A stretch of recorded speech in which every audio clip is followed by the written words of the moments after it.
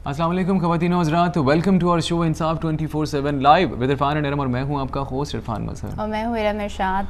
ख़वातीन और हज़रात, जैसा कि हमारे वो व्यूअर्स, हमारे वो नाज़रीन जो हमारा प्रोग्राम रेगुलर देखते हैं, बहुत अच्छी तरह से जानते हैं हमारे इस प्रोग्राम का फॉर्मेट, इसका सिनेरियो। इसके साथ साथ उन लोगों को बताते चलें जो आज पहली दफ़ा हमें ट्यून कर रहे हैं कि हमारा ये प्रोग्राम इंसाफ 24/7 आपकी ज़िंदगियों में आने वाले वो मसाइल, इशूज़ और वो तमाम सवालात जो कि आइली कवानीन से मुताल्लिक है उनको एड्रेस करता है। हमारी ये कोशिश रहती है कि जो भी आपके सवालात हैं, जो कि पाकिस्तान का जो भी कंसर्न रेलिवेंट लॉ है उसकी मौजूदगी में, चाहे वो आला अदालतों पर के फैसलों पर मबनी कानून है या वो पार्लियामेंट का बनाया हुआ कानून है, इन तमाम चीज़ों को सामने रखते हुए हम आपके लिए एक ऐसा कोर्स ऑफ एक्शन, एक ऐसा रास्ता, एक ऐसा वे आउट जो है वो आपको डिटर्मिन करके बताएं जिस पर चल के आपके लिए इंसाफ की मंजिलें जो हैं वो आसान हो सकें। क्योंकि हमने कोशिश की है कि इस प्रोग्राम का जो एम्बेट है उसको फैमिली लॉ से बियॉन्ड भी ले जाने की कोशिश की जाए, और इसके लिए हमने रेंट लॉ पे प्रोग्राम किया, कंज्यूमर लॉ पे प्रोग्राम किया। आप लोगों की ईमेल्स, आप लोगों के फीडबैक की वजह से हम ऐसा कर पाएँ। अब भी अगर आप लोग, क्योंकि हमारा बेसिकली मकसद जो है वो आप लोगों को ही रेमेडी प्रोवाइड करना है, कोई भी टॉपिक, कोई भी ऐसा इशू, कोई भी ऐसी बहस जिस पे आप चाहते हैं, कोई भी ऐसा कानून जिस पे आप चाहते हैं कि हम बात करें, हमारे गेस्ट भी प्रोग्राम में शामिल होती हैं, वो भी हमारे साथ जो है इस चीज़ पे डिस्कस करें, आप हमें ज़रूर लिखिए, ईमेल कीजिए, हमें फ़ोन कॉल कर सकते हैं आप। हम कोशिश करेंगे कि उन टॉपिक्स को भी टच किया जाए, और इस तमाम मकसद के लिए आप स्क्रीन पे दिए गए नंबर्स पे हमें लाइव कॉल कर सकते हैं, और इसके साथ साथ ईमेल भी हमें कर सकते हैं, जो कि जो है हमारी कुछ देर में हमारी लाइंस ओपन हो जाएंगी, और इसके साथ साथ स्क्रीन पे दिए गए ईमेल एड्रेस पे आप हमें ईमेल भी कर सकते हैं। जी, हमारे प्रोग्राम का मकसद और एजेंडा यही है कि हम पब्लिक को अवेयर करें, एक जनरल मासेस को जो है वो एजुकेट करें। आज पाकिस्तान बहुत सारे नामसाइद मसाइल का जो है वो सामना कर रहा है। इसमें हमारी कोशिश ये है कि हम आज के लोगों को, आज के पाकिस्तानियों को जो है वो कानून से रोशनास करवाएं और उन्हें बताएं कि जो ज़िम्मेदार शहरी बनने के लिए उनको किस तरह से कानून हेल्प कर सकता है। पाकिस्तान में क्या कवानीन मरवज हैं, पाकिस्तान में अदालतें किस तरह से काम करती हैं, एक वकील का क्या कोड ऑफ कंडक्ट होना चाहिए। अगर आप इन तमाम सवालों का जवाब जानना चाहते हैं तो आप हमें लाइव कॉल करें। आप जो हमारी ख़वातीन हैं वो भी हमें कॉल कर सकती हैं और जान सकती हैं कानून और उससे रिलेटेड जितने भी उनके इश्यूज़ हैं वो हमसे जो है वो शेयर कर सकती हैं। इसमें ना सिर्फ हमारी बल्कि मुल्क के नामवर जो वकील हैं वो भी आपको अपनी माहिराना जो राय है उससे ज़रूर जो है वो आपको शेयर करेंगे और आपको बेनिफिट होगा। इसके साथ ही जो है वो आज फैमिली लॉज पर वापस बात की जाएगी। आज के गेस्ट को इंट्रोड्यूस करवाना चाहूँगी। आज हमारे साथ तशरीफ़ रखते हैं जनाब आतिफ महमूद चौधरी साहब, जो कि जो वाइस प्रेसिडेंट हैं जनाब लाहौर बार एसोसिएशन के। Thank you very much sir. बहुत शुक्रिया सर, आपने अपनी मसरूफियत में से वक्त निकाला, प्रोग्राम में शामिल हुए। बिल्कुल, और it's absolute pleasure to have you sir. जी सर, सबसे पहले यहाँ पे प्रोग्राम आगे बढ़ाने से पहले एक छोटा सा ब्रेक लेंगे, और ब्रेक के बाद आरिफ महमूद चौधरी साहब लाहौर बार एसोसिएशन के वाइस प्रेसिडेंट हमारे साथ मौजूद हैं। आप हमें लाइव कॉल कर सकते हैं, कोई भी अपना मसला जो है हमसे डिस्कस कर सकते हैं, और आपको हमारे एक्सपर्ट जो हैं, हम भी कोशिश करेंगे और हमारे एक्सपर्ट भी आपको जवाब देने, आपको एक लाइन ऑफ एक्शन, एक ऐसा कोर्स ऑफ एक्शन आपको बताएंगे जिस पर चल के आप अपने उस मसले का हल तलाश कर सकते हैं। छोटा सा ब्रेक लेते हैं यहाँ पर, ब्रेक के बाद वापस आते हैं और प्रोग्राम आगे कंटिन्यू करते हैं।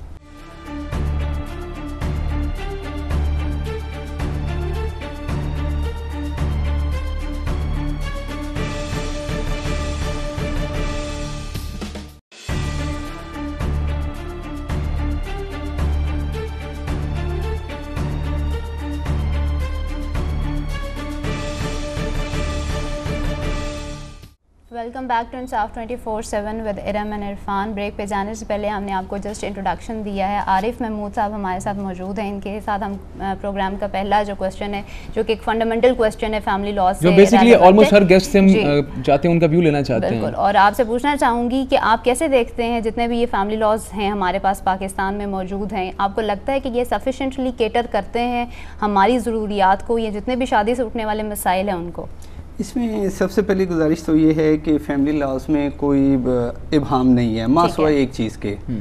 इसमें जब हम डॉवरी आर्टिकल्स के केसेस देखते हैं तो उसमें एक फीमेल जो प्लेंटिफ होती है उसके वालिदैन उसको 2, 4, 5 लाख जितनी भी उनकी अपनी कैपेसिटी उसके मुताबिक ना वो डॉवरी आर्टिकल्स उसको गिफ्ट करते हैं। लेकिन जब मामलात कोर्ट में आते हैं तो पता ये चलता है कि वो 5 लाख की बजाय उन्होंने 10 लाख रुपए का क्लेम कर दिया।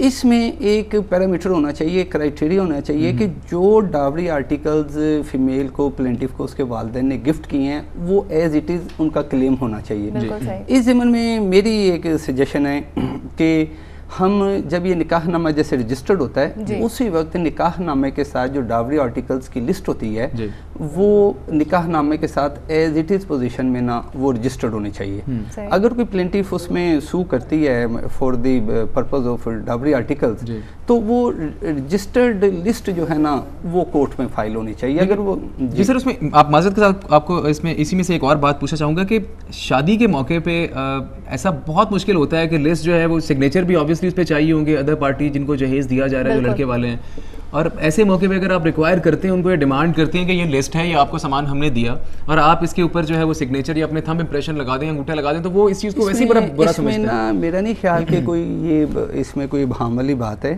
इसमें कोई मुश्किल काम है। देखें, हम अपने मुस्तकबिल के मामलात को मैनेज करते हैं कि हमने मुस्तकबिल में ये करना है, ये करना है, ये करना है, और ऐसे होना चाहिए। आप रजिस्ट्री वगैरह भी रजिस्टर्ड डेट करवाते हैं ना, म्यूटेशन होती है, तो क्यों नहीं, ये ज़रूरी नहीं है कि अल्लाह ना करे कि जी ये रजिस्ट्रेशन इसलिए हो रही है कि जी अल्लाह ना करे कि मुस्तकबिल में ये कोई डाइवोर्स या कोई प्रॉब्लम पैदा होगी।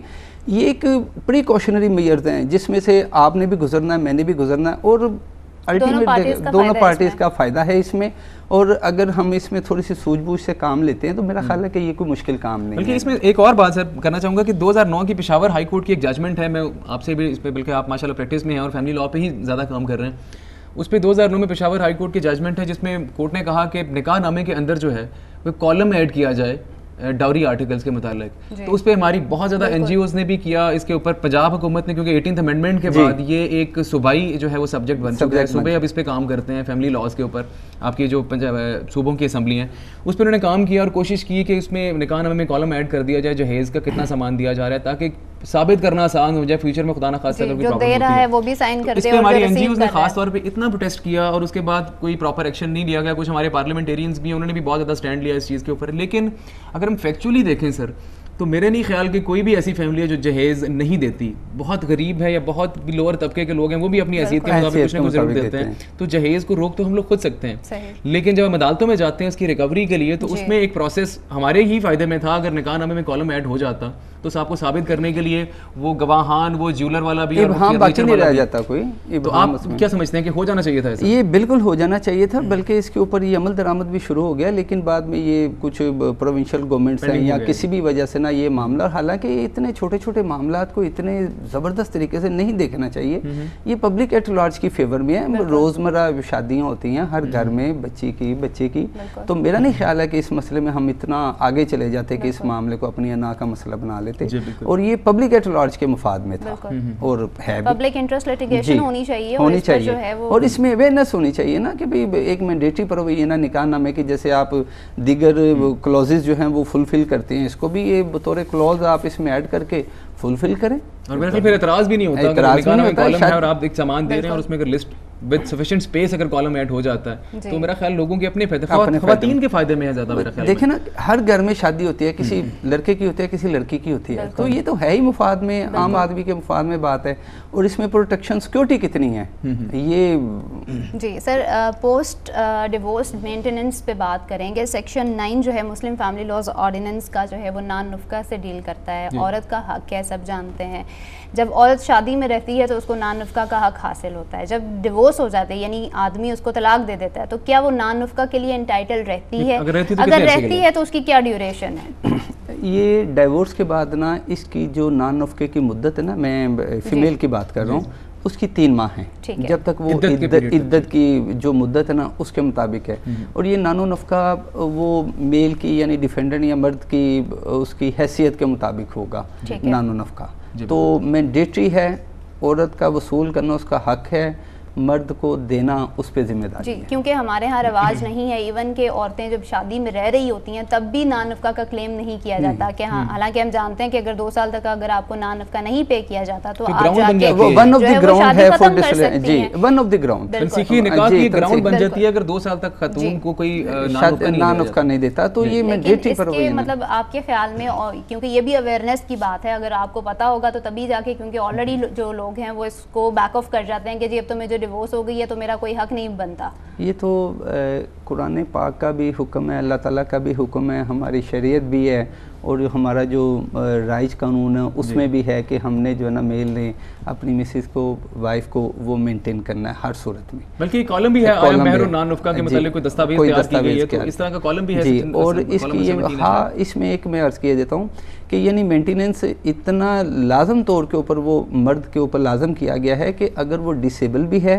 तो उसने लाजमी देना है, वो कमाता है कि नहीं कमाता उसने अपनी मिसेस को हर सूरत मेंटेन करना है। औरत जो है वो उसकी हैसियत है उसके मुताबिक जो है हर सूरत में औरत एंटाइटल है। जी बिल्कुल सर, इसके साथ मैं बात करना चाहूँगा, हम बात जहेज़ पे कर रहे थे और बल्कि उसके बाद उससे पहले मैं अपने जो है वो हमारे व्यूअर्स उनको फिर एक दफ़ा मैसेज देता हूँ कि हमारी लाइंस जो है वो ओपन हो चुकी हैं। अब आप हमें लाइव कॉल कर सकते हैं, स्क्रीन पे दिए गए नंबर्स पे हमें कॉल कर सकते हैं और कोई भी मसला आपका फैमिली लॉ से बियॉन्ड भी अगर कोई मसला है तो आप ज़रूर हमसे पूछिए। हम कोशिश करेंगे कि if we have got the sufficient research available with us for the time being, तो हम कोशिश करेंगे कि आपको इंस्टेंटली आपकी बात का जवाब दें। अदरवाइज़ हम जो है सब्सिक्वेंटली जो है बाद अपने आने वाले प्रोग्राम्स में भी उसका जवाब देंगे। आप कोई भी सवाल हमसे पूछ सकते हैं। आरिफ महमूद चौधरी साहब वाइस प्रेसिडेंट हैं लाहौर बार एसोसिएशन के, हमारे साथ इस वक्त मौजूद हैं। आप हमें लाइव कॉल कर सकते हैं स्क्रीन पे दिए गए नंबर्स पे और हमसे कोई भी सवाल कर सकते हैं। ये सर, इससे पहले हम बात कर रहे थे जहेज़ के मुतालिक। Dowry and Bridal Gift Restriction Act जो है 1976 में बना एक कानून जो है, उसमें एक मियाद मुकर्रर कर दी गई, एक मिकदार मुकर्रर कर दी गई कि 5,000 रुपये से ज़्यादा जो है वो जहेज़ या गिफ्ट या ब्राइडल गिफ्ट या प्रेजेंट जो हैं वो नहीं दिए जा सकते शादी के मौका पर। और उसमें जो है वो ये भी कह दिया गया कि अगर इस एक्ट की प्रोविजंस की खिलाफ वर्जी की जाएगी तो उसमें आपको कैद और जुर्माना दोनों हो सकते हैं। मेरा सवाल इस वक्त ये है कि सर क्या 5,000 रुपये उस कानून को बदला भी नहीं गया, एप्लीकेबल रहा, चलता रहा और अब तक भी अभी रिसेंटली शायद वो रिपील हुआ है, लेकिन अभी आई एम नॉट श्योर, आप ही ज़्यादा बेहतर मुझे बता सकते हैं। तो क्या 5,000 रुपये, कोई ऐसी शादी आपने अपनी शायद ज़िंदगी में देखी है, मैंने तो नहीं देखी, कि जिसमें 5,000 रुपये से कम गिफ्ट्स या ब्राइडल गिफ्ट्स या जहेज़ की रकम दी गई हो? इसमें ना ये पहली तो बात यह है कि ये जो एक्ट है ना ये रिपील हो चुका हुआ है। जी। इसमें दो शराइती कंडीशंस थी कि एक जो वालिदैन है वो अपनी बच्ची को 5,000 रुपये की हद तक जो है ना वो यानी उस पर एक्सीड नहीं होगा, 5,000 रुपये तक के उसको गिफ्ट दे सकते हैं। और उसके अलावा एक दूसरी शर्त ये थी कि उस शादी में जो फैमिली या उनके अजीज़ो क़रीब वो शिरकत करेंगे वो 200 रुपये के साथ आपको इंटरप्ट करना चाहूँगा। एक कॉलर इस वक्त हैं, दोबारा अपने इसी सवाल की तरफ चलेंगे। इस वक्त देखते हैं हमारे साथ कौन है। जी अस्सलाम वालेकुम। वालेकुम अस्सलाम, कौन और कहाँ से बात कर रही हैं? जी मैं बुशरा बात कर रही हूँ लाहौर से। जी अपना सवाल बताइए। मैम एक्चुअली मुझे थोड़ा आपका प्रोग्राम इस वक्त फैमिली लॉ में चल रहा है जी, लेकिन मुझे थोड़ा सा इससे हट के क्वेश्चन पूछना जी पूछिए। एक्चुअली मेरे बड़े भाई थे, ठीक है, और उनका इसका मतलब हुआ कि उनकी डाइवोर्स हो गई, ठीक है, और वो अपने बच्चों को लेकर चले गए, मतलब यहाँ से चले गए। कहाँ चले गए? मतलब यहाँ से चले गए वो, पहले वो दुबई में होते थे, ठीक है, लेकिन अभी हमें कोई आइडिया नहीं है कि वो कहाँ गए हैं, ठीक है, ना हमारे से कोई कांटेक्ट है उनका किसी किस्म का, ठीक है, हर तरह से हम लोगों ने कोशिश कर ली है, वो हमें नहीं मिल रही।